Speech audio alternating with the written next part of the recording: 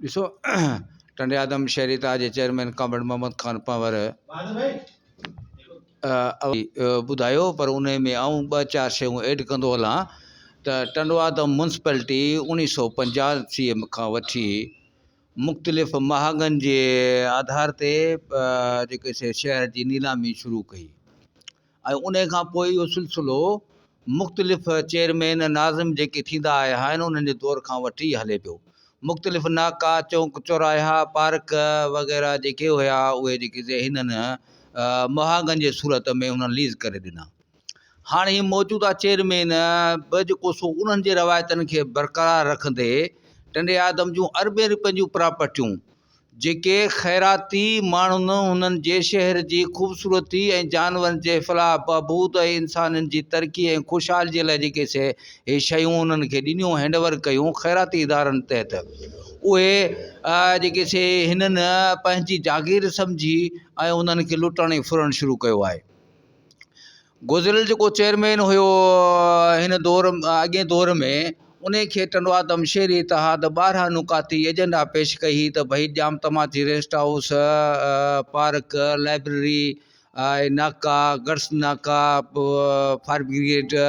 जेके शयूं आहिनि उहे जेके उन्हनि खे जेके रिस्टे करे उन्हनि खे माण्हुनि जी फलाह ऐं बहबूद लाइ जेके उनखे आणणु खपे।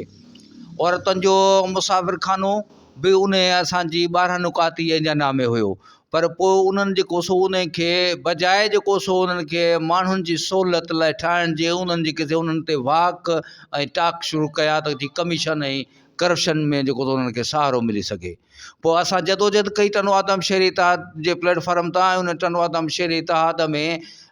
36 तक़रीबन सियासी समाजी मज़हबी अदबी इल्मी बार काउंसिल समेत कॉम्पर्स तंज़ीमूं समूरियूं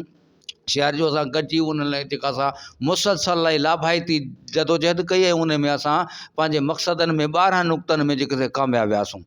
हाणे जेका ही नई काउंसिल चूंडिजी आई आहे उन बि अचणु शर्ती हिननि शयुनि खे वापसि जेके नीलाम करण जूं पंहिंजे हिसाब सां रिथुनि शुरू कयूं, जंहिंमें जेको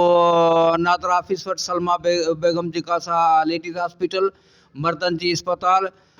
घोड़ा स्टैंड, औरतुनि जो मुसाफ़िर खानो, पार्क, पुराणो गर्ल्स ट्रांसपोर्ट, पुराणो गर्ल्स नाको, ममदी चौक समेत जेके शहर जूं तक़रीबन 21 प्रॉपर्टियूं हुननि जेके नीलाम करण जो सोचियो आहे। पर उन्हनि हिननि जेके हिन वक़्तु जेके जंहिं वक़्तु असां वटि जेको सो लेटर मौजूदु आहे उन में हुननि 9 खनि जेके डिक्लेयर कयूं आहिनि, जंहिं लाइ सुभाणे हुननि काउंसिल जो इजलास घुरायो आहे। असां टंडो आदम शहरी इतिहाद तरफ़ां हिननि खे ख़बरदार था कयूं त हे प्रॉपर्टियूं जेके हिननि माण्हुनि जी मिल्कियत आहिनि, हिन शहर वारनि जी मिल्कियत आहिनि, हिन में कंहिं बि सियासी या जेका सा काउंसिल जी जेका सा मिल्कियत कान्हे। असांजो मुतालबो इहो आहे त इहे शयूं माण्हुनि खे जेके शहर जी मिल्कियत आहिनि उन्हनि खे वापसि उन्हनि शहरनि खे रिस्टोर करे उन्हनि खे वापसि उन्हनि माण्हुनि खे मोटाए ॾिनी वञनि त जीअं उन्हनि में वापसि ख़ूबसूरती ऐं शहर जी जेका सा हिकिड़ी फलाह ऐं बहबूद जा जेके इदारा आहिनि उहे शहर जी ख़ूबसूरती में वधीक उनमें जान विझी सघनि। हे अरबनि रुपयनि जूं प्रॉपर्टियूं आहिनि,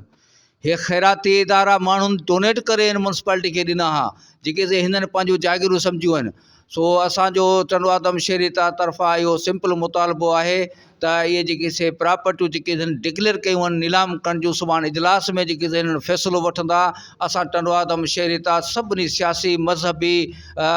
इल्मी अदबी समाजी मज़हबी कॉम्पर्स धुरनि सभिनी खे सॾंदायूं त सुभाणे जेको 10 बजे म्यूनसिपैलिटी ऑफिस चेयरमैन ऑफिस साम्हूं पहुचनि त जीअं एहतजाज खे वधीक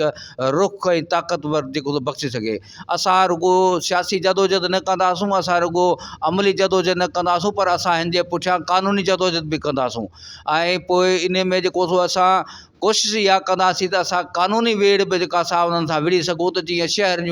जूं प्रॉपर्टियूं जेके माण्हुनि जूं आहिनि उहे बचाए सघूं। हाणे उहो जदोजहद इहा तइ कंदी त उहा क़ानूनी रस्तो ॾिसूं था त उहो क़ानूनी रस्तो वठिजे या सियासी जदोजहद जो रस्तो वठिजे। सो असांजी जेका टंडो आदम शहरी इतिहाद तरफ़ां समूरनि सियासी मज़हबी इल्मी अदबी दोस्तनि खे सहाफ़ियुनि खे शहर जे बाशऊर सानियामदनि खे अपील आहे त सुभाणे 10 बजे म्यूनसिपैलिटी चेयरमैन ऑफिस जे साम्हूं पहुचनि जे एहतजाज खे वधीक ताक़तवर करे सघूं।